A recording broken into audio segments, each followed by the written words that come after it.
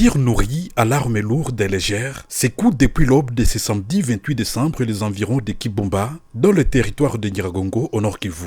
Ces affrontements opposent les forces armées de la République démocratique du Congo, appuyées par les Wazalendo aux rebelles du M23 RDF. Les habitants de cette partie située à une vingtaine de kilomètres au nord de Goma, tel que Roussayo, rapportent attendre ces explosions. L'armée congolaise affirme avoir pris des dispositions nécessaires pour repousser le plus loin possible ces rebelles. Déterminées à remplir sa mission de défendre l'intégrité nationale, les forces loyalistes font également face à ces mêmes rebelles dans le territoire de Lubero, où un militaire des forces spéciales du Rwanda a été capturé et présenté à la presse. Dans le territoire de Massissi, toujours au Nord Kivu, au moins 3 bombes larguées par les rebelles du M23 RDF sont tombées vendredi 27 décembre à Kiabondo, une agglomération du groupement Mfunishanga dans la chefferie de Baoundé. À en croire le conseil local de la jeunesse de ces groupements, ces bombes ont été larguées vers 8 heures par les éléments du M23 sur une foule de populations parties chercher à manger dans les champs. Le bilan reste de 3 personnes grièvement blessées, dont une femme, tous de 23 à 40 ans.